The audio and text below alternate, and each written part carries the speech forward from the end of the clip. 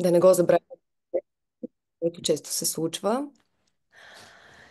И съвсем официално така ще дам начало на нашия първи вебинар. Добре дошли на всички. Ще ви поканя, ако имате възможност да си включите камерите, тъй като, да, макар бидейки от разстояние, така прави малко събитието по-човешко, така че който от вас, ако има възможност, да го приветствам да си включи камерата, ако има възможност също да си преименува така, прозорчето, квадратчето, в което е позициониран. Това става от трите точки, които имате на вашето квадратче, за да може така да видим кой е тук и съответно, ако не може пък да ви видим, да разберем кой стои за това черно прозорче.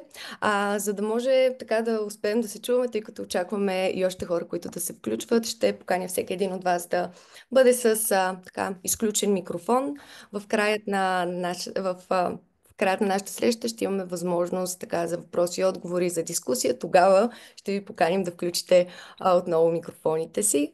Ако имате нужда от някакво техническо съдействие или някакви затруднения, може да използвате чатът, където да отбележите мен, да изпратите лично съобщение на мен, за да мога да ви съдействам.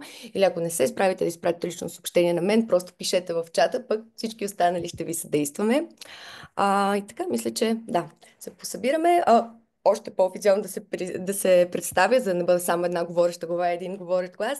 Аз съм Светелина Раденкова, част съм от екипа на Младежко сдружение за мир и развитие на Балканите или МСМРБ, които сме организатор на този вебинар. И днес имам така удоволствието и привилегията да бъда модератор на тази среща.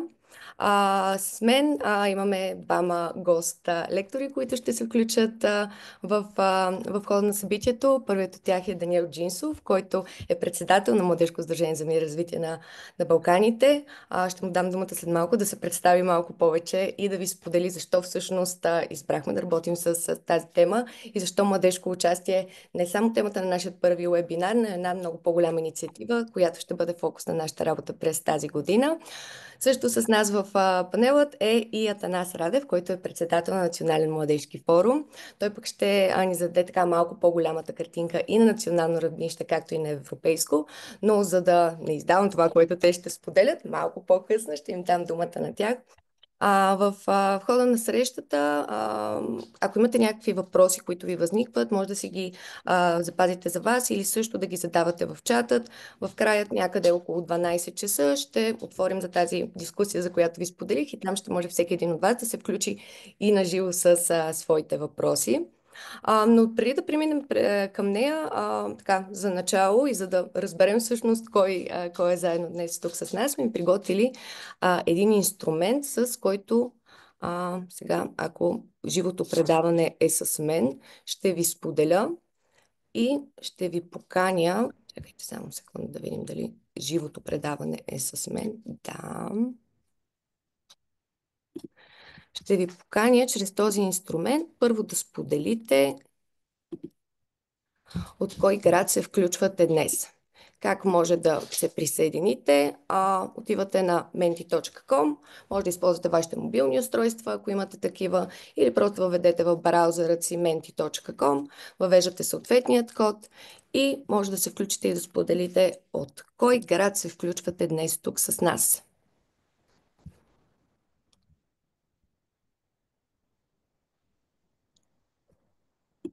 Menti.com е уебсайтът, на който ви каним да отидете, въвеждате кодът. Ето, Мария вече се присъедини, въвеждате кодът и отбелязвате от кой град се включвате днес с нас. Така, това е един инструмент, който позволява, нали, аз като човек, който се занимава с обучение, винаги се стара да представя някой нов инструмент, освен темата, която имаме. Това е един инструмент, който позволява такъв тип големи интеракции с групи от разстояние.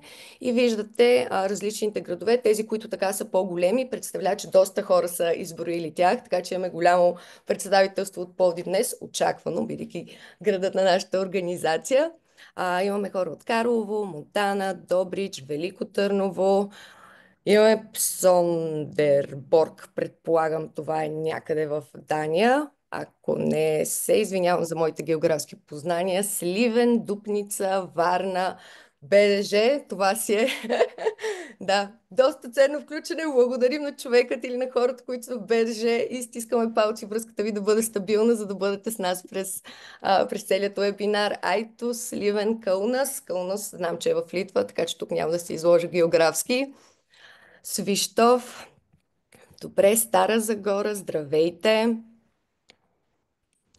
Добре.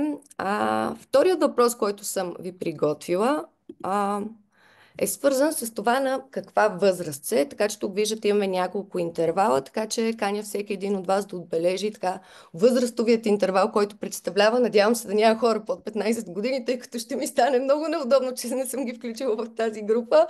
Но ако има такива, да, може да дадете знак също в чата, за да знаем, че сте с нас.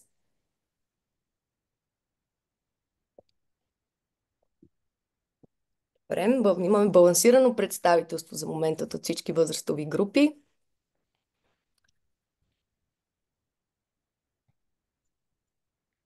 Добре, виждате как е разпределението на нашата група днес. Супер, благодаря.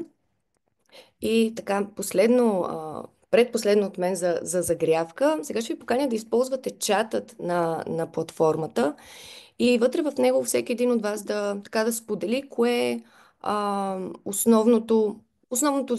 основната роля, в която сте, а, основната част, която запълва вашето ежедневие. Какво имам предвид? Ако сте ученици, да отбележите, че сте ученици. Ако сте студенти, да отбележите, че сте студенти. Ако сте младежки работници, ако работите в някоя общинска институция, ако сте просто хора, които проявяват интерес към темата, но ще поканя всеки един от вас да използва чата и да отбележи коя негова роля го доведе тук днес. Хайде, така ще формулирам този призив към вас, за да видим така, освен на откъде се включваме, на каква възраст е нашата група, да видим и какви са хората. Имаме младежки работник, имаме директор на Международен младежки център Перник, Радост, здравей, имаме ученик, още младежки работници, така, общински служител, здравейте, младежки работник от Кюстендил, здравейте Кюстендил, ние бяхме там миналата седмица, здравейте, и имаме ученици, студенти доброволец, супер. Добре. И последният така загряващ въпрос от мен и така преход към темата, за която сме събрали днес е съвсем накратичко, може да е с ключова дума, може да е с някои изречение. Какво според вас означава младежко участие? Така, като чуете това, каква е първата ваша реакция, каква е първата асоциация, която ви идва? Така че отново ще ви поканя да използвате чатът и да споделите. За хората, които така се включват в хода на тази среща, в момента използваме чата, нали, всеки да се представи, каква е неговата роля, която го е довела тук и в момента да сподели с какво свързвате младежкото участие. Използвайте чатът.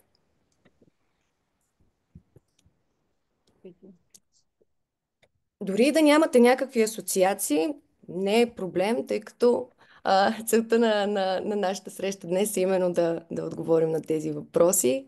Но пък ето, че вече се появяват такива, да сме обществено активни, бъдеще, участие младежко. Това също е валидна асоциация. Участие в процесите по вземане на решение, доброволчески инициативи, участие на млади хора в културни и образователни мероприятия, визия за бъдеще.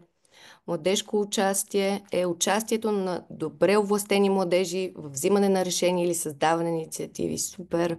Изразяване на активна гражданска позиция, участие в различни кампании и мероприятия, най-вече участие в процесите на вземане на решения, които касаят младите хора и не само.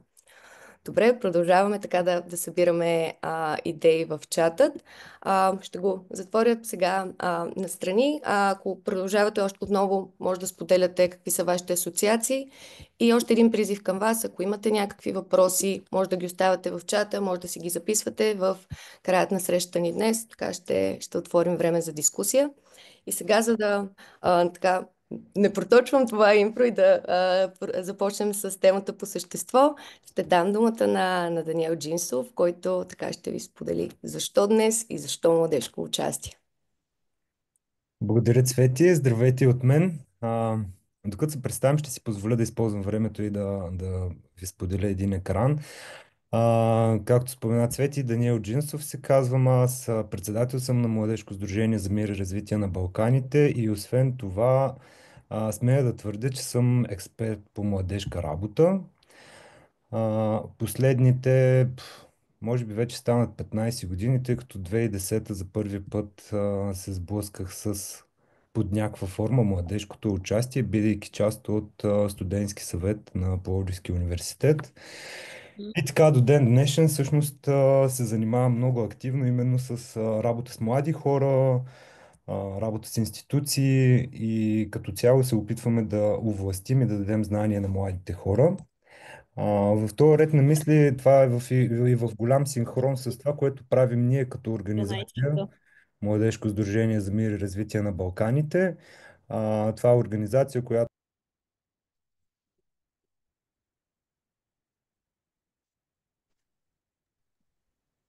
Да, Да, не изключите са микрофона. Да, надявам се, да. Ами, не знам докъде сте чули, тъй че отново ще си кажа за нашата организация Младежко сдружение за мир и развитие на Балканите. Организацията е на 23 години, вече 24, като през годините назад сме се занимавали с различни неща, но генерално сме се застъпвали за това младите хора да бъдат поставени на масата за диалог, младите хора да бъдат консултирани и обучавани, за да могат наистина активно да се включват в обществените процеси. Едно от събитията, които така е като някакъв еталон на нашата работа, са именно националните младежки срещи. Дълги години те се провеждаха във Варна, известни още като дебата. И именно през тях се опитваме да създаваме среда за диалог между младите хора, експертите и властимащите, тези, които взимат решения. Последните няколко години доста засилено работим на местно ниво, като работим с все повече общини, консултираме ги по отношение на техните местни политики, помагаме да учредят свои младежки съвети, парламенти, както и да повишат капацитета си за това как да работят с млади хора. И както вече споменах, да, застъпваме се наистина за по-адекватни и качествени младежки политики, които са базирани на някакви реални нужди на младите хора. Защо младежко участие? Тук ще споделя една друга презентация, в която сме се опитали да направим анализ, поне на това, което имаме към момента, за какъв ни е контекста. Всъщност, какво имаме в България по отношение на младежкото участие, какви са тенденциите, някои актуални състояния. Както може да видите, базирано на това, този анализ на различни източници, но най-тъжното е, че всъщност като цяло ние нямаме много данни и информация актуални по отношение на младите хора и младежкото участие. Липсва регулярно събиране на тези данни. За щастие, на съвсем наскоро и по-късно Наско ще ви спомене за едно проучване, което беше направено, но това е едно от предизвикателствата. След малко ще ви дам и няколко дефиниции, но най-общо казано, младежкото участие се изразява, то е много близко до гражданското участие. Първо тази скоба да отворя, нали, тъй като в един момент малко объркващо сега кое е младежко, кое е гражданско. Младежкото участие то е гражданско участие, само че идеята му е, че се прави от младежи. И в тази перспектива имат нужда от малко повече подкрепа, малко повече информация и да бъдат обучавани за това как да участват и как да се включват активно. Тук интересният факт е, че ниските нива на участие в България под някаква форма са породени именно заради недоверието в институциите и липсата на мотивация и усещане за влияние. Или един вид младите хора да си казват, но нямат усещане, че биват чути. Това е един много интересен факт, защото на европейско ниво в изследването на Барометър Има много впечатляващи данни, че 85% от младите хора всъщност се вълнуват от обществени процеси, вълнуват се от политики, обсъждат ги в семейна среда, помежду си, в приятелски кръгове, но оттам нататък процента на участие е в пъти по-нисък. И ние вярваме, че една от причините за това е именно това усещане, че няма смисъл от участието. Дори да участваме, не сме сигурни това до какво ще доведе. По отношение на гласуването, което е най-така разпознаваемата и най-практикувана форма на участие, можем да видим, че справяме се добре, но има още какво да се желае. Може би на фона на цялата в България поне ниска избирателна активност, все пак младите хора се откоряват като група, която сравнително гласува. Като отново основните причини за това са разочарованието от политическата система, липсата на ясна информация за кандидатите, липса на ангажираност на политическите партии към младежки проблеми. В нашите обучения много често провокираме младежите да ги проверим дали всъщност са наясно с платформите на политическите партии. Имали сме и моменти, в които сме ги карали те самите да правят политическа партия и да направят платформа. А, и е много стряскащо, тъй като в доста от случаите партиите в България наистина нямат ясно формулирани цели, ясно формулирани послания за това всъщност те какви проблеми искат да разрешат. И това се лечи и от данните, защо всъщност не сме. Друга форма на младежко участие, която е така доста разпознаваема, е доброволчеството. Честно казано, аз съм щастлив, че въпреки тези данни, които имаме тук, все пак то се случва и все по-разпознаваемо бих казал, че става и то извън това най-често възприемане, че ще отидем да почистим нещо, като кажем за доброволчество, винаги се сещаме за едни хора, които чистят, местят нещо, там се случва.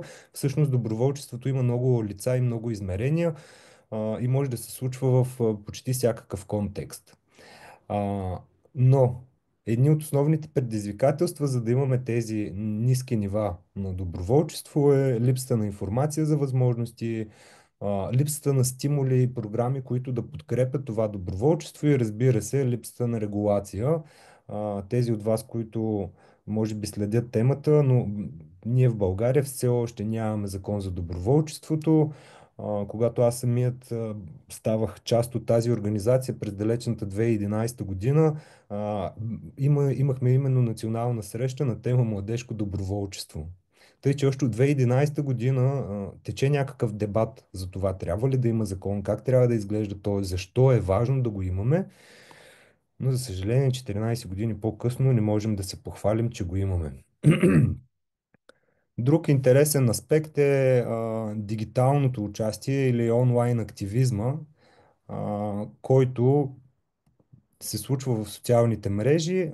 Сега тук по-негативният момент от него е, че всъщност малка част от младите хора в последствие се включват в някакви организирани кампании и инициативи. Тук по-скоро можем да говорим за такова едно стихийно участие, където има някоя тема, която ни жегва, ние ставаме активни по нея, споделяме, но няма ангажимент от там нататък за някакви последващи действия и стъпки към тази тема.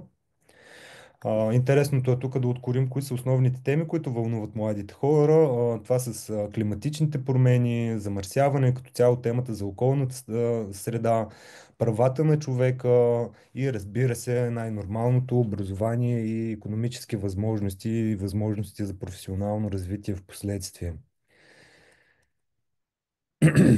Протестите също е една от така добре познатите ни форми на участие, като можем да кажем, че те са най-видимите, но все още включват малък процент от младежи. Отново тук имаме една стихийност, която в последствие мотивацията много бързо пада и рядко се стига до някакви по-устойчиви действия. Малко тенденции, както и до сега отбелязахме, може да видите, че всъщност гласуването е най-така прилаганата форма за участие. А, Това поне е добре, че го правим. Доброволчество, онлайн активизъм и протести. А, но на нас ни е интересно именно с всичко това, което сме захванали в този проект, именно да разгледаме какви други начини имаме за участие и да дадем гласности на тях. Тенденции и перспективи, както си отбелязахме, дигиталното участие става все по-разпознаваемо и все по-използвано. Тъй, че е добра посока да помислим как можем да го направим още по-ефективно. Пример има в Тайван, където имат онлайн платформа, чрез която не само младежите, но всички граждани могат да обсъждат дадени обществени въпроси и в последствие това да преминава в някакво законодателство. В България, да речем, също имаме такава платформа, където пък се правят обществени консултации на всички законопроекти, закони, предложения, Strategy BG. Тъй, че ако ви е интересно, може да следите и там, когато някой закон ви интересува.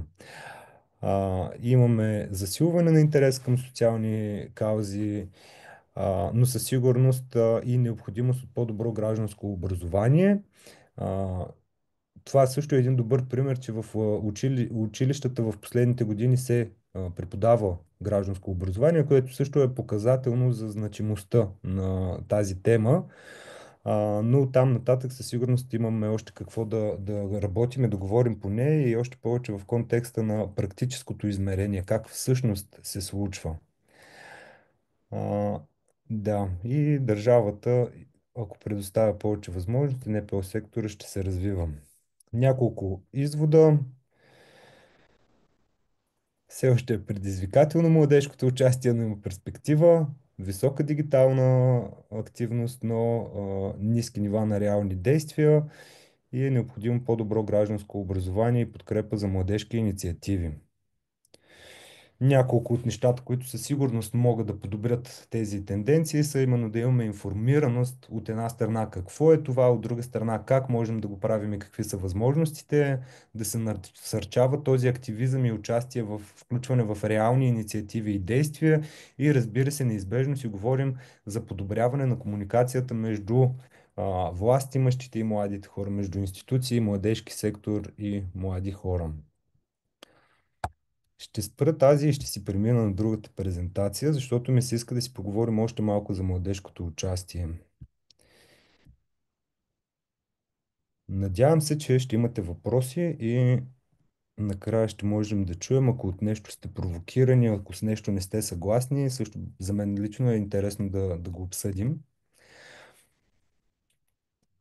Но си говорим за младежко участие, какво е то? Тук може да видите три дефиниции от три така доста разпознати структури: Съвета на Европа, Организации на Обединените нации и ревизираната Европейска харта за участие на младите хора в живота на общините и регионите.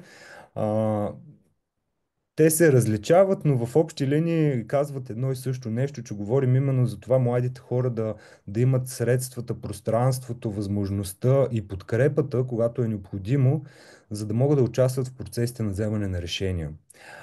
На мен лично най-много ми допада дефиницията от ревизираната харта, тъй като тя от една страна говори именно за това участие в процесите на вземане на решения, но от друга страна говори за това да се заемеш с действия и дейности, които да допринесат за изграждането на едно по-добро общество.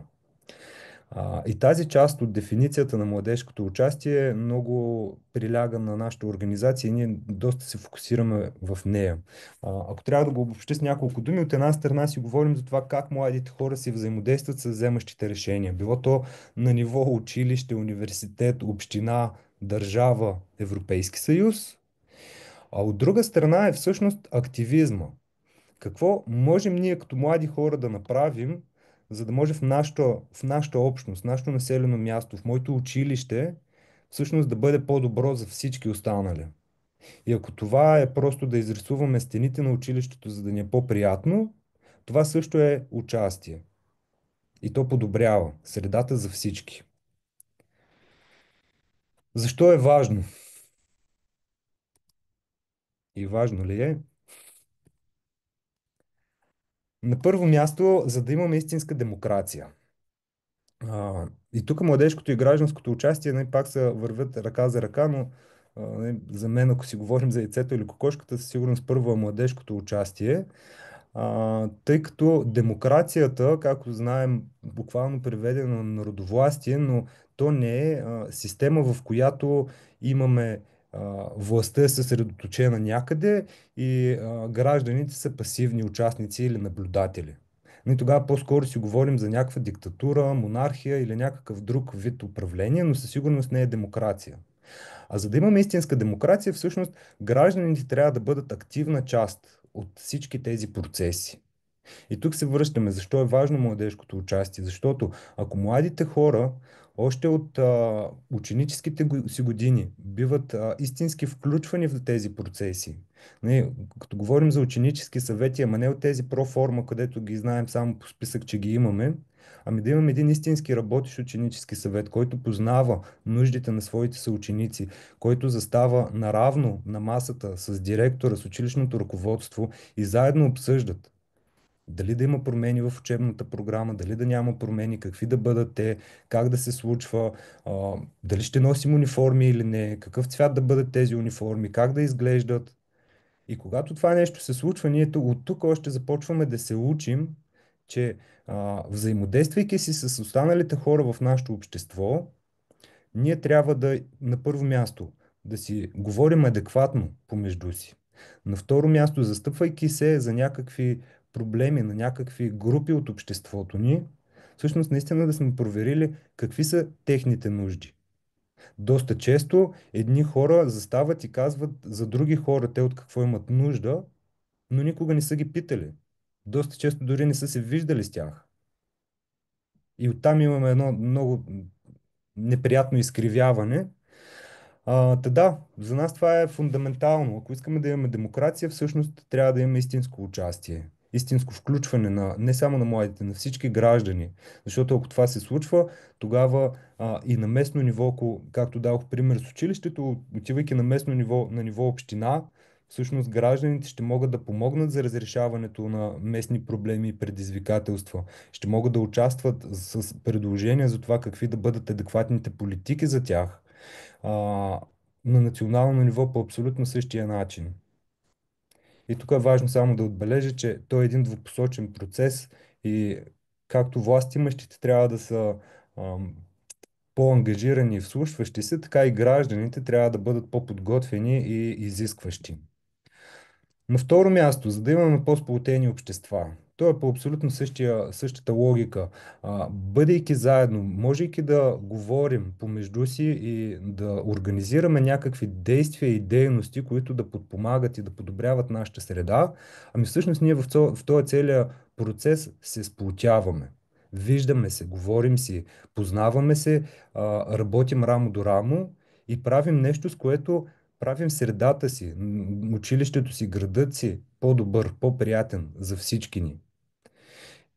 Това е много красиво звучи, малко по-трудно е за изпълнение, но не пречи да се отправим натам и именно заради това за нас младежкото участие е важно. И не на последно място, за да гарантираме мира.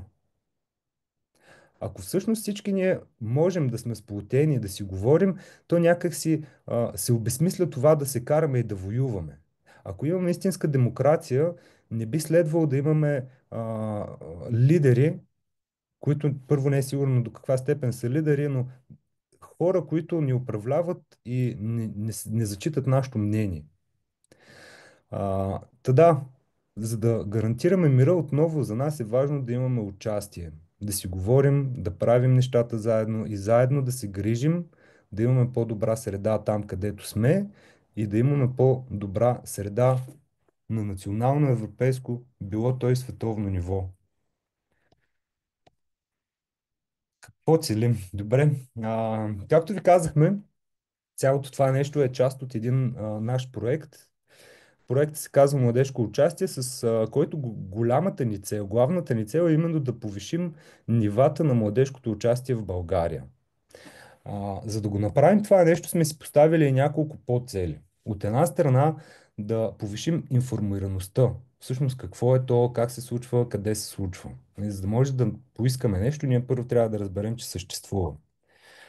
На второ място е да развием граждански компетенции и практически умения за младежкото участие. След като имаме информация, всъщност да получим и някакви умения за това как става и да можем да го правим. Освен това, планираме да изготвим един сборник с добри практики за младежко участие, тъй като доста често се случва, като си кажем младежко участие и първи момент е един ступор, ама какво всъщност е това нещо, как изглежда, как се случва. И затова ние искаме да направим един такъв сборник. Надяваме се и приканваме вие да бъдете активна част от този процес, защото съм сигурен, че всеки около себе си има някъде там някакъв пример, който в последствие да ни помага. Вместо да се чудим, да си отворим този сборник и много бързо да се вдъхновим за нещо, което можем да направим и в нашия град, и в нашето училище, и в нашия университет, и в нашата община. Следващата ни подцел, а, именно до сега, изброявайки всичките тези и дефиниции, и данни, всъщност в България на национално ниво ние нямаме общоприета дефиниция. Не сме се разбрали помежду си да си кажем, ние в България разбираме, че това е младежкото участие. С една от дейностите ни, ние предвиждаме да направим точно това. Да изготвим една такава дефиниция, която в последствие да предложим да бъде вкарана в Закона за младежта и оттам нататък под някаква форма да се застъпим да влезне и в нормативната рамка на местно ниво. И накрая именно този процес, в който да се застъпим, да се предприемат действия за подобряване на младежкото участие. Като тук всички вие и участниците в следващите ни дейности се надяваме да бъдете една много активна страна, за да можем стъпка по стъпка, тук-там да почне някаква промяна. На местно ниво да даваме добрите примери, за да може след няколко години да имаме достатъчно добри примери, чрез които това да стане като зараза и с другите общини. Как ще го постигнем цялото това нещо? В този си проект имаме няколко основни дейности. Едната е именно тази информационна кампания, която протича почти през целия срок на проекта. Тук имаме техническа грешка. От март до октомври е тази информационна кампания, като част от нея са тези вебинари. Планираме да имаме 4 вебинара. Сега до май месец ще имаме 3. Следете нашите канали, за да разберете кои са датите и на следващите вебинари. Като те ще бъдат на различна тематика, свързана с младежкото участие. Четвърти ни вебинар ще бъде през юни, когато е края на националната среща. Но първо да минем през нея. Национална среща 3-8 юни в град Ямбол. Това е така наречения дебат. В рамките на 6 дни ще бъдем там над 100 човека, млади хора, експерти, представители на местните и национални власти, представители на младежки центрове, младежки работници, за да си говорим заедно какво и как трябва да се направи, за да може младежкото участие да бъде подобрено, за да може на местно и национално ниво да имаме възможностите, пространствата и средствата, за да участваме. След това си говорим за това застъпничество юли-октомври и именно четвъртия вебинар ще бъде посветен на застъпническите кампании. Как се прави една застъпническа кампания, как се застъпваме, за да може, освен този документ, че накрая ще имаме една декларация, която ще казва какво е и ще дава едни препоръки, всъщност да можем това нещо да го преведем в действие, чрез които да изискваме от власт имащите на различните нива да го вземат предвид и да направят някакви промени. Накрая, но то си тече хоризонтално, ще стартираме с едни подкасти, едни младежки студия, в които ще каним представители на местна власт, представители на национална власт, представители на младежката общност, с които вече да дискутираме резултатите постигнати до момента и да обсъждаме как би изглеждало тяхното практическо приложение наистина. Как наистина и какви действия трябва да се направят, за да може цялото това нещо а, да бъде истинско, а не просто едни думи и един проект. Както по-рано си говорихме не за онлайн участието, нали, да не е просто онлайн да се включим, ами накрая да последва някакво действие. Към кого е насочен проекта? Разбира се, младите хора. Младежки структури и организации, тук визираме а, младежки парламенти, консултативни младежки съвети, младежки организации, организации работещи с и за млади хора, а, всякакъв тип структура, която е от младежи и от друга страна всякакъв тип структури и институции, които имат отношение към младите хора и младежката работа. Това могат да бъдат младежките центрове, читалищата, комисията за борба с противообществените прояви на малолетни и непълнолетни, превентивно-информационните центрове по общини и много други. Тъй, че ако познавате такива и би им било интересно, насърчете ги да се включат в някои от следващите ни дейности. И разбира се, вземащите решения на местно и национално ниво, като тук от една страна визираме общински съветници, кметове, замкметове, представители на Сдружение на общините в Република България и представители на различни институции на национално ниво, Министерство на младежта и спорта, Министерство на образованието, Министерство на регионалното развитие и благоустройството и други имащи отношение към темата. Та, накратко това е от мен по отношение на проекта, който стартирахме, младежко участие, който е в синхрон именно с темата младежко участие и именно всичките тези неща, които представихме като данни, като тенденции, бяха нещото, което ни мотивира да направим този проект. Тъй като с екипите си говорихме какво може да се направи, кое е първото, младежката политика, младите хора, образованието, кое трябва да захванем. И някак си така се обединихме около извода, че всъщност младежкото участие е разковничето. Тъй като ако нямаме адекватни младежки политики, но имаме активни младежи, то в един момент тези активни младежи ще направят така, че да имаме качествени младежки политики. И обратното, ако имаме качествени младежки политики, но нямаме активни младежи, то би следвало качествената младежка политика да ги развие тези младежи, да ги информира, да ги обучи, да им даде необходимите знания, умения и компетенции, за да могат те истински да участват. Та, това беше нашата първоначална идея. Проектът е съвместен с Национален младежки форум и се финансира по програма Еразъм Плюс, която благодарение на нея успяваме наистина да правим и някакви такива доста смислени инициативи. Благодаря за вниманието и наистина ще се радвам, ако сте били провокирани и имате въпроси. Аз много обичам въпросите и както казвам, ако вие нямате, аз имам, но тук предпочитам вие да имате. Благодаря.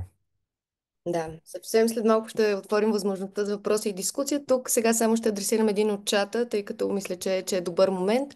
Как може някой да се включи в националната среща в Ямбол? Предстои да отворим така отворена покана и форма, в която всеки, който има желание, може да кандидатства, но там отново имаме някои така критерии, съображения, които ще включим, тъй като наистина ще се постараем да бъде национална среща и да имаме представителство от различни населени места. И отново призив, следете каналите ни в социалните мрежи, сайта. Със сигурност, щом сте тук, ще започнем да водим активна комуникация с вас за това, което предстои и просто трябва да кандидатствате. Така че това е краткият отговор. И сега, преминавайки, изчиствайки какво разбираме ние под младежко участие, защо стартираме тази инициатива и срещата днес, Дани така сподели някои от данните, с които разполагаме или по-скоро очерта липсата на данни, която имаме. Ще дам думата на Атанас Радев, на Наско, аз ги познавам по малки имена и за това се обръщам така към тях, да надгради тази картинка и всъщност да сподели какво се случва не само национално, но и европейско равнище. Наси, ти си.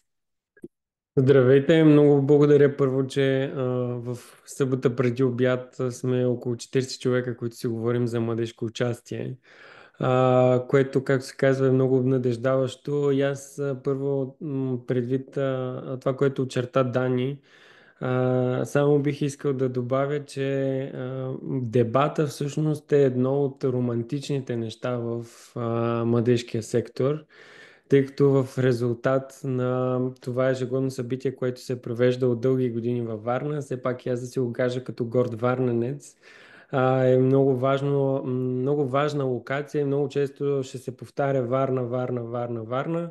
Просто защото и във Варна се проявява и се създава идеята за Национален младежки форум. И в случая Национален младежки форум е платформата, която обединява в себе си множество младежки организации и съответно създава общност от хора, които имат общи ценности, обща визия за това да променят средата си и да правят смислени неща.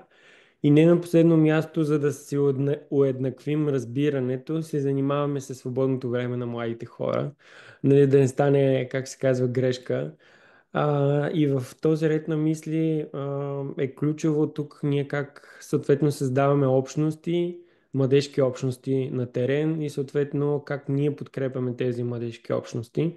Защото в това, което Дани представи по-рано за демократичното управление, да, демократичното е управление на народовластие, но както се казва, то е управление от народа, избирайки съответно нашите представители за народа, изпълнявайки неговите интереси и съответно чрез народа, защото се включват съответно различните заинтересовани страни. И в този ред на мисля е много предизвикателно, когато ние започнем да си говорим за младежко участие, как участват младите хора в живота на общините и регионите от една страна, как участват на национално ниво и как участват съответно и на европейско ниво. Това, което на мен ми се ще преди да изпадна да обяснявам нататък, едно от проучванията, надявам се, че виждате добре, което излезе в рамките на миналата седмица на Фундация Фридрих Хеберт, тъй като стана ясно, че едно от големите предизвикателства в младежката политика е, че няма много данни, съответно не се прави чести проучвания за това какви са потребностите на младите хора, какви са предизвикателствата пред тях и това, което Фундация Фридрих Хеберт прави, участвайки в едно регионално проучване за Юго-Источна Европа, се прави съответно такъв преглед. Това е третата вълна, в която участва България. Първата е 2012, след това 2018 и съответно може да се прави някакъв преглед на тенденции, какво се случва с младите хора. Отчетливо това, което ми се ще от там да започнем и да преминем по същество към някакви проценти по отношение на младежкото участие, се вижда, че отчетливо се наблюдава, извиняйте, че преминах нататък, увеличаването на интереса на младите хора към политиката за последните 6 години, което е доста сериозно повишаване на интереса, предвид може би политическите събития, които съпътстват българската среда, но и отделно на това, че говорейки си по-рано за протестите, започвайки от 2020 година, когато протестите имаха много сериозен младежки облик, в последствие това прераства и в интереса към политиката, но е малко спорен въпрос, защото в последствие има един въпрос, който е зададен за това как се информирате, дали са добре информирани, свързани с политическата среда и излиза всъщност, че младите хора не са много добре съответно информирани за това какво се случва с политическата ни обстановка.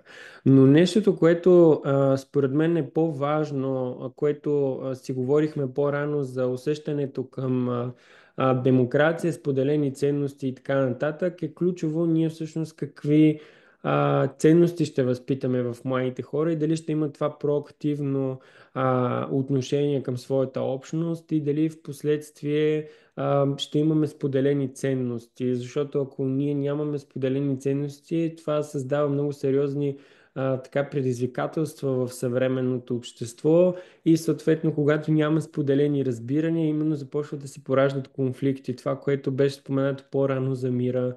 Ако ние имаме еднакво така широко споделено разбиране, имаме споделени ценности, мостове между младите хора и различните поколения, това създава съответно едно чувство на приемственост от една страна и от друга страна спокойствието на различните поколения, че продължаваме да се развиваме в една съответно и съща посока. Разбира се, това не означава, че не могат да се правят някакви завои, но това, когато се правят тези завои, следва да бъдат взето решението заедно. И обръщам внимание на това, че да, интерес към политиката е скочил, но най-интересното това, което... не знам, чакайте, че тук нещо трябва да преместя. Извинявайте. Хоп-хоп. Защото така. А, Най-интересното нещо, което трябва да кажем за това изследване е всъщност доверието към институциите, което отчетливо прави впечатление, че доверието е драстично спаднало въобще към абсолютно всички институции. Вие виждате, с изключение към политическите партии се е увеличило. Но това е една притеснителна тенденция, която би следвало да ни стресне, поради факта, че данните, които малко по-нататък ще видим към отношението към демократичния процес, ни водят в посока на това, че а, 19% смятат, че диктатурата е по-добра форма на управление сред младите хора, което означава, че някъде по, както се казва, по трасето не сме се справили добре. И ще си кажем какво точно според нас, но държа да отбележа следното, което прави впечатление, между другото, че доверието към гражданските организации, в частност тук към младежките организации, запазва относително доверие, има спад само с 1%. Като това, както се казва, трябва да се потупаме ние по рамената за работата, която вършат съответно неправителствените организации и младежките организации в полето на свободното време на младите хора. А, само, хоп.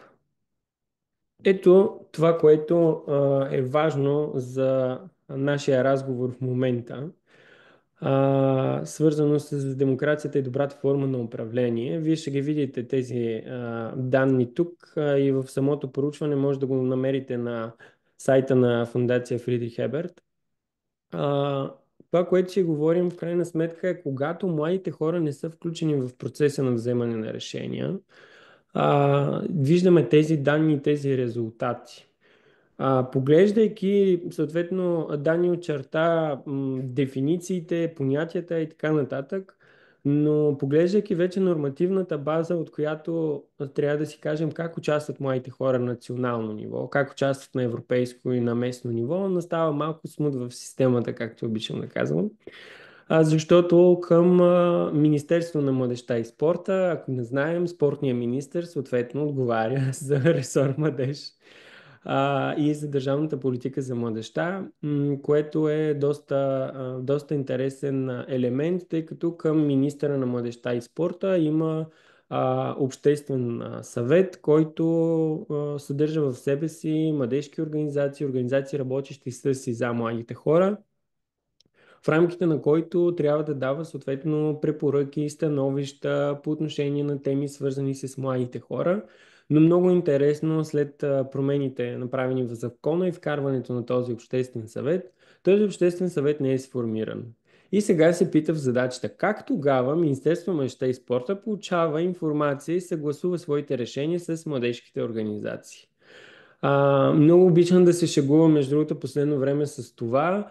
Да си представим хипотезата, че министъра на финансите една сутрин се събужда и решава, че ще увеличи минималната работна заплата, без да обсъжда с работодатели, синдикати,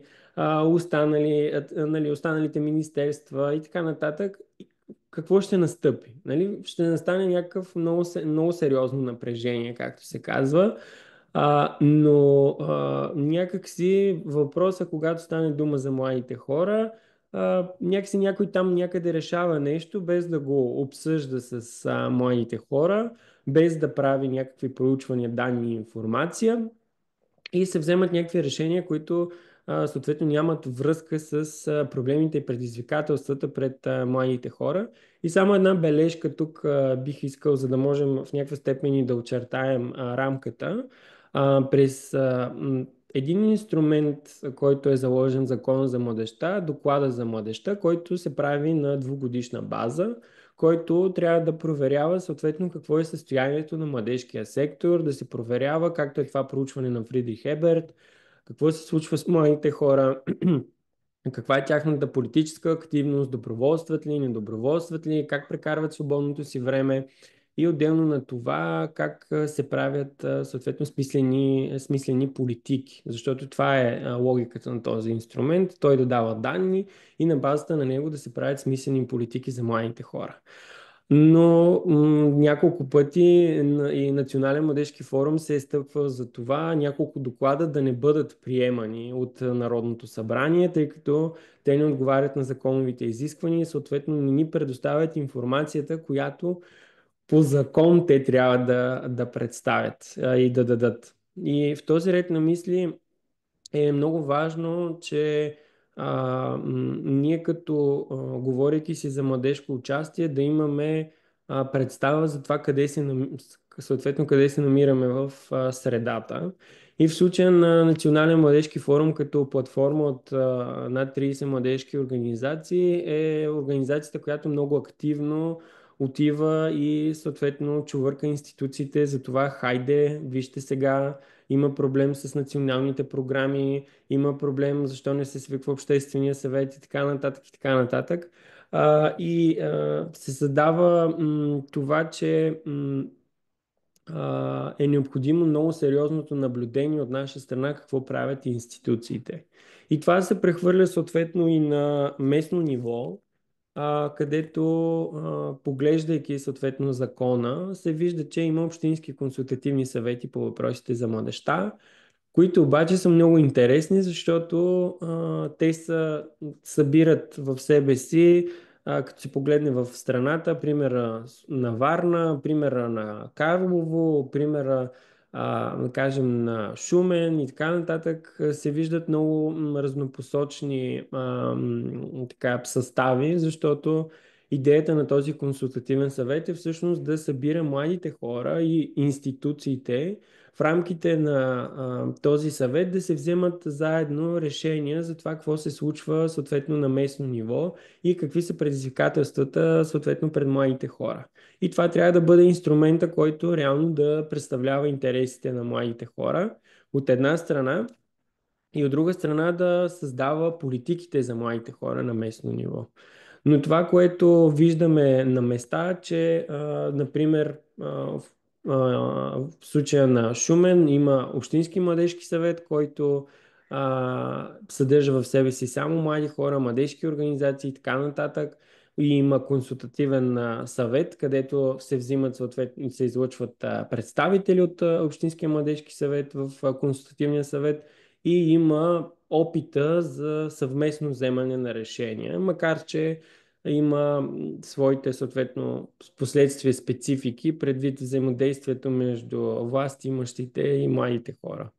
И това, което ни прави впечатление е, че отсъства ясна дефиниция, в която да се вижда какво точно представлява това и какво точно представлява това младежко участие на местно ниво, защото в някои общини, примера, разбира се, аз както го казах като горд варненец, във Варна се случи така, че Общинския консултативен съвет има много дълга история. Назад в годините просто някой си е решил в един момент да направи една промяна в съществуващия Общински младежки съвет и го прави Общински консултативен съвет по въпросите за младежта, в който влизат само представители на институциите и влизат няколко човека от младежките организации, без да има някаква съответна процедура, без да има някаква съответно връзка и пряко избиране на тези хора, които ще представляват съответно младите хора,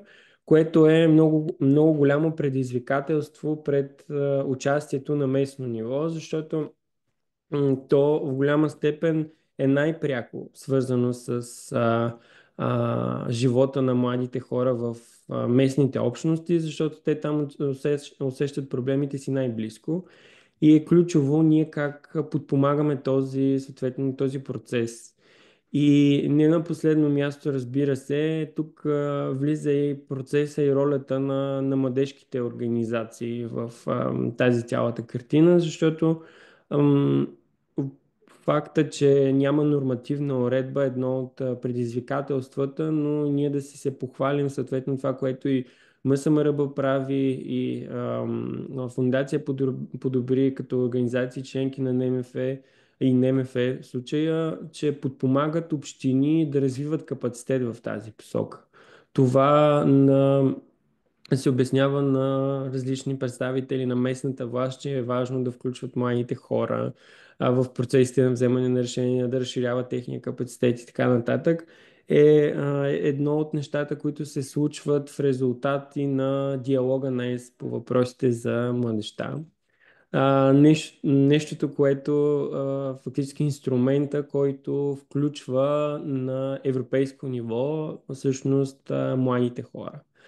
А, Дори в момента има съответно двама представители, които са ни част от делегацията на България, европейските ни младежки делегати, които представляват България на европейско ниво, на европейските младежки конференции, които задават в някаква степен тона на европейската младежка политика и в последствие това достига до националните работни групи по изпълнение на диалога, които съответно се опитват да транспонират тези препоръки и в последствие от националните работни групи, ние като изпълнители на проекта организираме срещи по места, съответно с млади хора и местните власти, където организираме своеобразен диалог между младите хора и местната власт за това какво виждат те като предизвикателства и отделно на това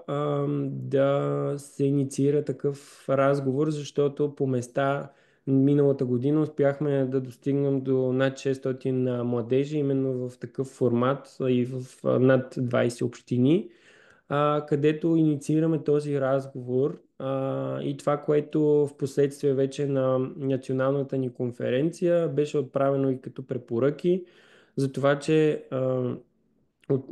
голям проблем пред младите хора е информираността, за да виждат те какво се случва и има като младежки възможности в тяхната община. Това, което и в наръчника за местна младежка политика на Национален младежки форум, също и той е видим на нашата страница. Съжалявам, че не съм го подготвил между другото на един QR код, който може да се сканира, но идеята на това цялото нещо е да се види, че има инициатива от страна на младите хора и на младежките организации, които се опитват да развиват и да създават капацитет на местните общности, но голямото предизвикателство се очертава, че отсъства такава обща дефиниция, на която ние да се съгласим какво представлява това младежкото участие. И защо от това ни е важно? Поради факта, че когато започне да се мери как участват младите хора на избори, в младежки организации, доброволчество, както са участвали в протести, в политически партии и така нататък, е хубаво ние да имаме едно общо съответно разбиране, на което да стъпваме. И не на последно място да си поставяме въпросите по какъв начин младите хора могат да вземат участие в процесите на вземане на решения и да бъдат информирани за това как могат да участват на местно ниво, защото в случая това, което наблюдаваме нали, като тенденция, че има на местата, където има младежки организации, младежките организации си колаборират къде е хубаво, къде е лошо с местните власти и са тези, които ръчкат местната власт и казват, хайде сега направете това, да направим това, така. Но на местата, където няма младежки организации, е голямо предизвикателство това какво правят младите хора в свободното си време. И ми се ще към финала, тъй като виждам, че има точно още една минутка, защото казахме до 12. Ми се ще в разговора, който водим и в момента за свободното време, за това как младите хора участват, доброволстват, подобряват общностите си и така нататък, Едно от големите неща, които беше откроено през изминалите седмици в контекста на темата за зависимостите сред младите хора, че това, което посочват 30% от употребяващите наркотици е, че им е скучно в свободното време. И е голям въпрос ние какви смислени форми създаваме за прекарване на свободното време на младите хора и отделно на това как стимулираме младите хора да се сдружават и в най-чистия смисъл на думата да имат връзки помежду си. Защото това, което НМФ дава и не само НМФ, и младежките организации вътре, и МСМРБ, и Организацията на Обединените нации, да не ги изреждам всички, това е чувството за общност и споделени каузи, които създават чувство за принадлежност и създават много добра, съответно, атмосфера и свързаност между младите хора, защото това в последствие ни изгражда чувството за принадлежност към нещо по-голямо. Чувството ни за принадлежност към местната общност, към нацията и в последствие към европейската общност, защото това са, както се казва, идентичностите ни, които вървят по вертикала. Те не се противопоставят, нали, на хоризонтала, защото това, че аз съм горд варенец, не означава, че не съм горд българин и няма как да противопоставяме едното на другото. И мисля, че най-общо е това и аз също като Дани бих казал, че много се радвам на въпроси, свързани по темата и още веднъж участвайте в това преживяване и тази романтика на дебата, защото има много смислени неща и не само отварят кръгозор, защото на мен няколко човека са ми отворили кръгозора в младежката политика и въобще най-вече за усъвършенстването ни на нас като хора и като човеци. Да, благодаря. Да, много добър финал. От чата някои реакции. Също Ралица е споделила, че много често младежките организации, които не присъстват в националния регистър, остават невидими за администрацията и не са поканени за диалог. Да, това е, нали, една от целите, които пък, нали, когато нас не ни канат за диалог, ние сами се събираме и се сдружаваме и каним тях на диалог, така че, нали, има решение, когато не сме поканени сами да зададем тон. И сега в оставащото време, така, имаме призив към вас да участвате в диалога, който имаме тук сега, като вече, който има възможност, може да се включи, да зададе въпрос директно през микрофона. Ако имате някакви затруднения, може да пишете и в чата. Но както се казва, така, думата е ваша и сега е възможността за вашите въпроси и участие.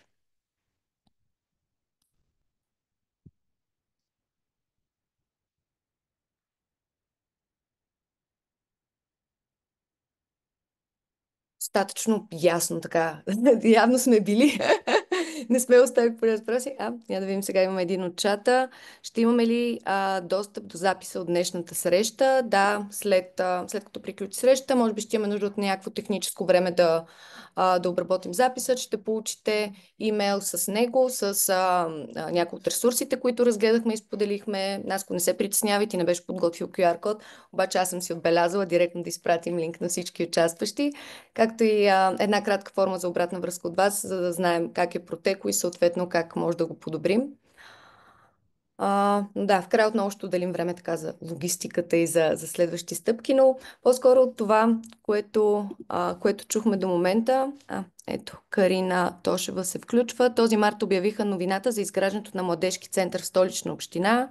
Поздравления за всички участници. От гледна точка на това, че участвам и в зелената политика, ми идва въпросителната. Нямаше ли сграда в София, която да се адаптират за младежки център, а трябва ли да се строи още една сграда в града?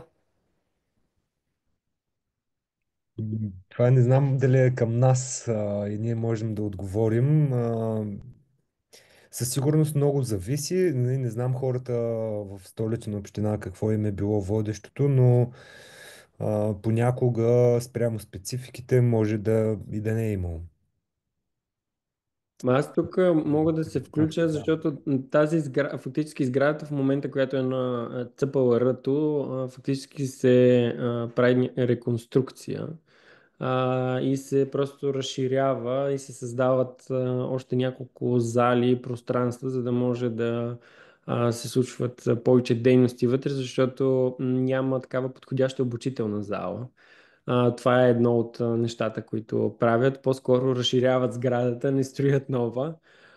Но аз бих очертал тук, че за мен е много важно, тъй като НМФ в последните години много се ангажира с темата за младежките центрове и е много важно да си кажем, че младежките центрове и младежките организации са партньор и те вървят заедно ръка за ръка, тъй като центровете от една страна имат ресурс, младежките организации пък са много по-гъвкави и могат много по-бързо да достигат до някакви места и така нататък. Така че много важно, освен сградите, да има хора, които имат капацитет и разбиране от това какво представлява формирането на местната младежка политика и да има добра колаборация с младежките организации.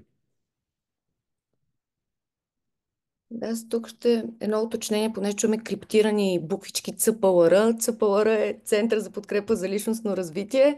Това е настояща институция и всъщност уточнението ще се надгради вече съществуваща сграда, така че няма да бъде чисто нова сграда, но отново спрямо контекста на районите, тъй като се изграждат редица младежки центрове, не само в София, но и в цялата страна, спрямо спецификата на местата, които се намират, някъде се обновяват съществуващи сгради, на други места се построяват чисто нови, ако няма подходящо място за това. Отново по отношение на материалите, в края ще отделя време, ще ви ги изпратим допълнително, просто ще имаме нужда от малко техническо време за обработка на записът. Но следващият въпрос е от Вилислав Стамбулов. Трябва ли според вас да има закон или наредба на министъра да бъде разширена за ученическото самоуправление? Понеже много от ученическите съвети се занимават само единствено с отбелязването на инициативи и празници, а не вземането на решения в училищна среда. Аз тук мога да се включа, че в един момент хора ние също си говорим за промяна на нормативна база и така нататък, но не винаги там е проблема. Изчитам, че случая с ученическите съвети е точно такъв. Не е проблема в нормативната база, защото реално те са заложени по закон, че трябва да ги има, трябва да съществуват, описани са какво трябва да правят и така нататък.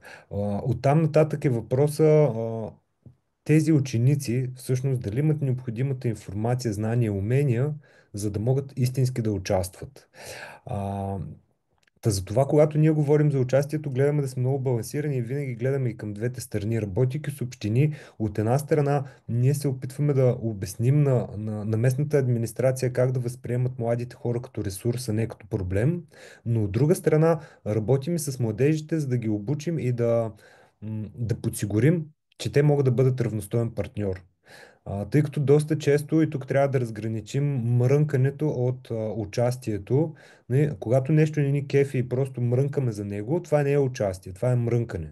Участието е когато направим анализ, да видим този проблем къде се корени, след това да проверим какви действия потенциално може да направим, кой може да ни помогне и след това вече да преминем към действие. И тогава може да си говорим за участие. Да, за мен няма панацея. Знам, че това с ученическите съвети е една такава голяма болка. Нещо, което е много специфично за тях и също се оказва препани камък в това да имаме устойчиво работещи ученически съвети, е, че те са с някаква мандатност. Учениците отиват в друго училище, завършват училище, отдолу идват новички и това е един постоянен цикъл, с който трябва просто да се подсигури тези новите, които идват, и тези, които се тръгват да подсигурят, че са предали наученото. Оттам нататък може да си говорим за организационна памет. Всъщност ние като тръгваме от една организация, какво оставяме на хората след нас, как сме подсигурили, че те са запознати с всичко, което ние сме постигнали. Имаме ли подробно разписани ние какво сме правили, как сме го правили, за да може и някой друг след нас да го продължи. Да, много са, но и със сигурност не трябва да забравяме и своята отговорност в тези процеси, защото е много лесно да посочваме някой навън, нали, че е виновен. Докато считам, че ако има мотивация, абсолютно никой не е спрял учениците да се събират, да си говорят, да си обсъждат и ако решат да преминат към някакви действия. Надявам се да съм отговорил. Благодаря. Да, тук, Наско, ти искаш да се включиш нещо да Да, допълниш? аз тук бих казал, че по отношение на трябва ли, действително едно от нещата, които трябва да се случат е промяната на въпросната наредба 13, тъй като в нея са включени всичките гражданско образование, интеркултурно и ученическо самоуправление и така нататък, поради едно от основните предизвикателства, че няма яснота как точно функционират самите ученически съвети. Иначе аз съм съгласен с това, че няма много спирачки в тази посока, чисто на нормативна уредба, тъй като ученическите съвети са в Закона за предучилищното и училищното образование, но това, което в момента е важно да се каже, че отсъствието на ясно дефинирано как се осъществява взаимодействието и как е гарантирана думата на ученическите съвети, се оказва ключова, защото на места, предвид инициативата на директорите, ученическите съвети са много активни, участват в процес на вземане на решения. Дори аз самия, като направя паралел с моето училище във Варна, съм присъствал и на педагогически съвет, и в обществения съвет на училището и така нататък. Така че много зависи на базата на инициативата на директора, което пък поставя в друга зависимост. И също така в посока на това да си рекламираме, нали, защото ние, младежките организации, сме и неправителствените специалисти по писане на наръчници. Имам и на сайта на НМФ наръчника за ученическо самоуправление, така че аз много обичам да го раздавам на министри, така че ще го пратиме в последствие и към вас. Да, така че очаквайте една мини библиотека, която да дойде по вашият имейл. И така през въпросите, виждате, още обогатяваме, така че не се притеснявайте да се включвате. Още следващ въпрос, конкретно към Дани. Кои са основните инструменти и необходими стъпки за подобряване на комуникацията между всички заинтересовани страни в младежкия сектор с цел по-добра ефективност? За мен най-ефективното е да имаме срещи. Оттам нататък те са през различни инструменти. А, Дебата, тази национална среща, която ние правим и именно с такава цел е именно един такъв инструмент, да се срещнат всички заинтересовани страни, да си взаимодействат и в рамките на няколко дни да се опознаят и да имат възможността да начертаят как за напред могат да работят заедно. Сега, нали, всички заинтересовани страни в младежкия сектор, това е доста широко. Със сигурност имаме предизвикателството на това, че в един момент би следвало Министерството на младежта и спорта, което има такива органи, има консултативен съвет, има обществен съвет по въпросите, оттам нататък има национални работни групи. Друг е въпросът тези неща доколко работят и доколко са ефективни. Ние сме част от Обществения съвет, мисля. А, Той така и не е свикван. И това е вече процес, който от година и половина са ме приети като членове, но нищо не се е случило. Когато институциите не си вършат работата, а, то е нашата отговорност да направим така, че да се видим. И затова ние правим този дебат, именно защото ни е много важно. И това е отговор на въпроса. Както и през годините, аз съм слушал много пъти, когато си говорим за разрешаване на някакъв проблем в някаква общност и винаги се говори за едни платформи, ще направим платформа за това, платформа за това. И много платформи се създадоха, много платформи си стоят мъртвородени. Защото общността се създава през живия контакт. И когато ние имаме изградена общност, може да имаме някакъв такъв онлайн инструмент, който да ни подкрепя, но ако няма общността, а, няма как и да стане това нещо. Много е динамично в нашата реалност, още повече, пак, отивайки към всички заинтересовани страни, визирайки институциите, виждате колко е турбулентно в нашата реалност. Последните 4 години аз вече не мога да ги преброя колко пъти бяхме на избори. И това до голяма степен именно ни връзва ръцете. Ние нямаме време да установим контакт с някой, да тръгнем да си говорим устойчиво, защото те се сменят в следващия момент. И затова е много важно ние като хора, като организации да имаме такъв тип възможности и срещи. И тук, нали, една скоба отварям, е много важно да участваме. Дори по събития на други организации, където виждаме, примерно имаше едни годишни срещи на националните младежки съвети и парламенти, а, имаше, има и други събития. Не, сега, да не се опитвам да си ги спомням, но това е много важно според мен. Живите срещи, за да можем да заздравяваме връзките си.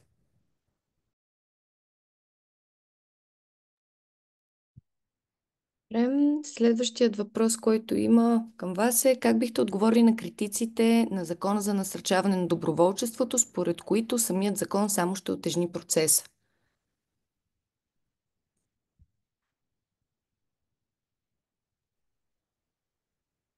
Наска ти. Ами аз тук бих казал следното, защото аз знам от кого, първо виждам от кого е зададен въпроса и знам какво горе-долу да си имам предвид, тъй като в общественото пространство в последно време се появяват хора, които активизират съответно така, доброволци, които да правят конкретни неща краткосрочно, но не се задава големия въпрос за това, което ние правим като младежки организации, че ангажираме дългосрочно младежи и в контекста на въпроса, който Гери задава отдолу за как ангажираме младите хора дългосрочно. Това е първо в посока на дългосрочното доброволчество, едни млади хора, които служат на конкретна кауза и съответно делят свободното си време, както тук виждате отстрани някой започва да се подава, един малък младеж. Съответно, това, което е важно в този процес, ние да създадем среда за развитие на младежкото доброволчество и това младите хора да развиват знания, умения, компетентности, тъй като през доброволчеството, това, което Дани спомена по-рано за 2010 година, когато е започвал, именно от 2011 фактически е първата позиция на НМФ, която в последствие 3 пъти е актуализирана и една битка на гражданския сектор и въобще и на НМФ за това да има такъв закон. Защото през доброволчеството и през службата на конкретна кауза ние развиваме конкретни знания, умения, компетентности и възможности за това ние първо да участваме в процесите на вземане на решения и от друга страна да подобряваме нашите общности, но е важно това как се случва, защото ако няма, изисква се квалифицирани хора и експертиза, които правят това, когато става въпрос за дългосрочно доброволчество, хора, които трябва да супервизират процеса, да навигират доброволците, от друга страна има нужда от менторска подкрепа. Това, което по Европейски корпус за солидарност фактически се случва, благодарение на който ние успяваме да развиваме конкретни умения в доброволците, които преминават и в последствие да ги препращаме към организациите, дори ако щете в последствие и по-добрата им реализация на пазара на труда. Да, аз тук само с едно изречение бих отговорил на този въпрос, че един закон може да отежни само ако е написан калпаво и без участието на гражданското общество в неговото създаване. Ако той е направен в синхрон с нуждите и потребностите на хората, в диалог с заинтересованите страни, то не би следвало да отежни какъвто и да е процес, напротив, би следвало да го улесни и регулира. Между другото, аз само извинявай, Цвети, в тази връзка бих казал и посъветвал колегите на 1 април в 5:30, мисля, че в Штрак, ние ще го обявим като събитие на страницата на НМФ, би трябвало вече дори да е обявено. Дискусия точно в посока на Закона за насърчаване на доброволчеството и в посока точно на младежкото доброволчество. Дискусията ще бъде специално за това, така че ако някой има желание, 1 април, 5:30, мисля, че ще има и онлайн включване, така че който има желание да се включи, ето, приканваме call to action, нали, не само да говорим какво представлява това младежко доброволчество и да можете и вие да чуете за какво става въпрос. Да, така че и покани за събития очаквайте от нас в този имейл. Само за контекста, Щрак е едно пространство, което се намира в центъра на София, така че ако в този период сте в София, може да се включите присъствено и допълнително да, за всички останали, които са от различни населени места и няма да могат да присъстват, ще има и възможност за онлайн включване. А сега от това, което нали, нас го сподели, така и той чете в чата какво се случва с въпросите, ще комбинирам на този, нали, който идва от Гери, нали, как младежите могат да останат дългосрочно и с последният, който включихме, как всъщност нали, може да привличаме повече млади хора в младежките организации. Чухме така, че доброволчеството е една от възможностите. Какви други начини, какви други идеи имате? Съответно пък останалите хора, които са в срещата, вие може да използвате чата също да дадете вашите гледни точки, но да, може би Дани към теб, след това Наско, ако има нещо, което да допълни. Да, ами първо как да ги привличаме и то до голяма степен и как да ги задържим да останат активни е като правим смислени неща. Като правим събития и работим по теми, които са важни за младите хора. Нали, ако м, дори сега в момента, ако дам пример със самото младежко участие, когато си говорим за младежко участие и така, то не е атрактивно. То не е интересно. И не, затова тук имаме, върви групата до към 37-40 човека, което си признавам, че пак е за мен голямо постижение. Но, нали, ако темата беше нещо, както видяхме по интересите на младите хора, свързано с климатичните промени, свързано с образование, кариерно ориентиране и реализация, най-вероятно интересът ще да бъде много по-голям. Та, със сигурност зависи от това по коя тема работим, как ние самите сме анализирали нуждите на тези млади хора, за да отговорим на тях и от друга страна да има смисъл. Не, ако правим нещо, което да е просто за да сме направили нещо, вероятността някой след това да продължи да работи с нас и да бъде активен е много малка. Обаче, ако направим нещо, което има смисъл, има резултат, видиме, то тогава вероятността човека да продължи да се включва, да продължи да бъде активен е много по-голяма. И тук бих дал един пример с петициите. Признавам си, че за мен това е една много странна форма на участие. Самият аз подписвам петиции, но повярвайте, до момента не ми се е случило. Подписал съм сигурно стотици петиции. Всеки път дори казвам, че искам да разбера какво се случва в последствие. И нито един път до момента никой не ми е изпратил отговор да ми каже, ние направихме това с нашата петиция, процесът е задвижен, еди как си. И това е един добър пример как можеш да ме откажеш. Защото аз не виждам смисъл да подписвам нещо, което до момента не съм видял и един път да е довело до резултат. И следващия момент, ако ще дам пример с един наш друг проект, Академия за младежко участие, където младежите ги включвахме в най-различни форми и формати, но накрая имаше резултат. Те самите почнаха да правят инициативи, да организират нещо, да има някакъв активизъм. Ние им дадохме знанията, мотивацията и уменията да го правят. И оттам нататък те вече виждат, че могат да го правят. И като видиш, че можеш да го правиш, стигаме само до нивото на личния избор, дали искам да продължа да се занимавам с активизма толкова активно или по-скоро имам нужда да се профилирам в нещо професионално, но ще продължа да следя и да бъда граждански активен по някакви теми. Това вече е на лично ниво. Но оттам нататък трябва да има смисъл и резултат.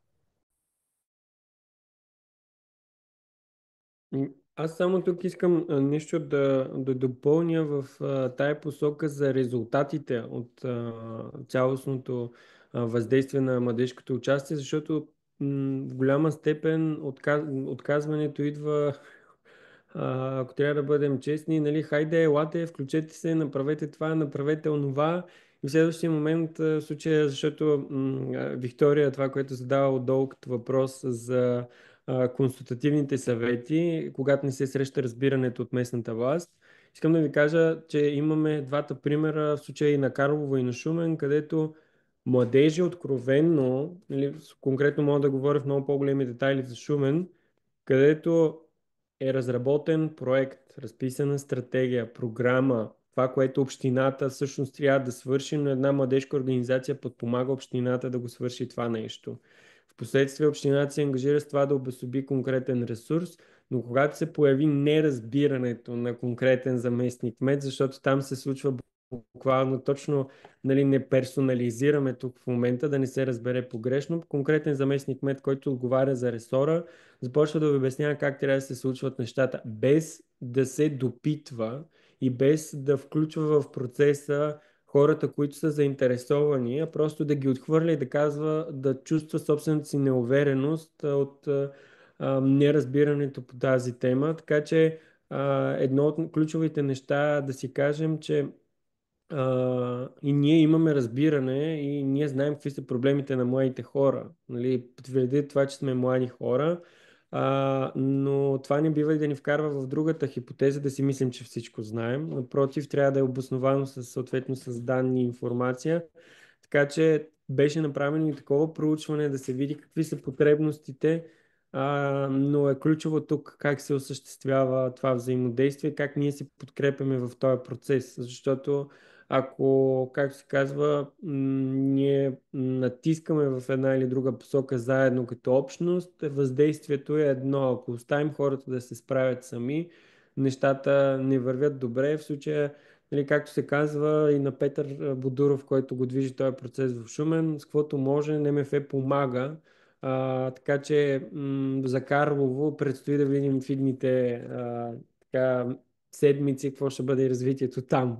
Просто това са двата примера, които вървят в момента, когато стане въпрос за тази устойчивост, защото очевидно с една заповед на кмета може много бързо да се случат промени. Да, аз тук, щом Наско отвори този въпрос, какви действия биха те могли да предприемат консултативните младежки съвети, когато не срещат разбиране от местната власт, няма гарантирано младежко представителство? Много интересен въпрос, но и казусите са най-различни интереси. Първо, в България много малко, да не кажа, че дори не се сещам има ли такива, от така наречените консултативни младежки съвети са всъщност истински консултативни младежки съвети. По-скоро говорим за структури, които обединяват младежи и са насочени към младежки активизъм по посока на това да се организират някакви инициативи. И това не е консултативен младежки съвет. Това по-скоро е някакъв младежки съвет, може да е младежки парламент, но и това е някаква структура, която е от младите хора за младите хора. Консултативният младежки съвет би следвало да е пространство, което да консултира общината, местната власт по посока на политиките, които тя прилага. И сега тук имаме много предизвикателства. От една страна, чисто младежката политика, младежката тематика в България на местно, национално и обществено ниво, разбирането е близко до нулата. Не, тук там има някакви наченки, отделни хора, които потенциално го разбират. И това много ясно се откроява в общините, в които ние имаме активни млади хора, активни младежки структури. Ако направим един анализ, ще видим, че там някъде нагоре има човек в администрацията, който всъщност осмисля какво е младежката политика и значението на младежкото участие. Оттам нататък, навсякъде, където липсва или има предизвикателства, то имаме хора в общината, които не ги интересува, не го разбират, плаши ги. Младите хора са една група, която а, те са динамични, много бързо си променят мнението, ти не можеш да разчиташ на тях, пък в същото време, нали, си говорим и за агресия, говорим за едни проблеми и чисто дори начина ни на комуникация с тях е нещо, което възрастните хора малко са се отдалечили и ги плаши. И затова предпочитат да не се занимават. Или да имат нещо там проформа, колкото да отговорят по буквата на закона, че трябва да го имат.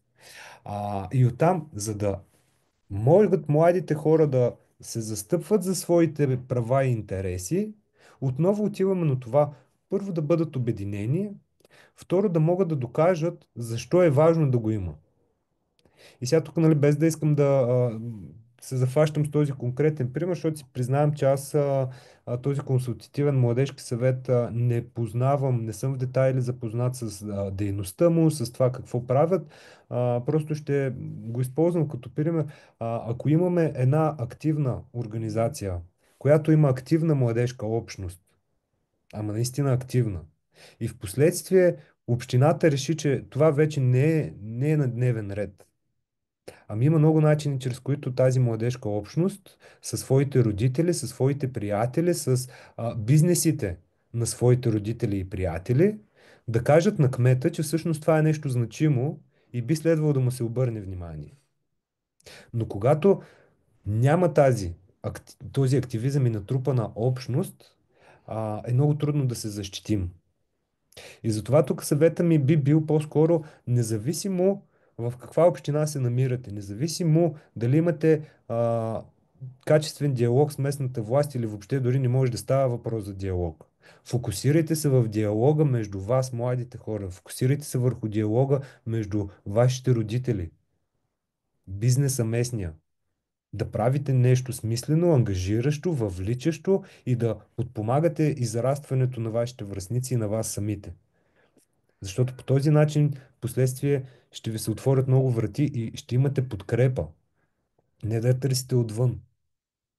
Защото сега аз и да напиша едно писмо на кмета на Карлово, колко е важно това нещо. Първо, той нито ме познава, нито знае кой съм аз.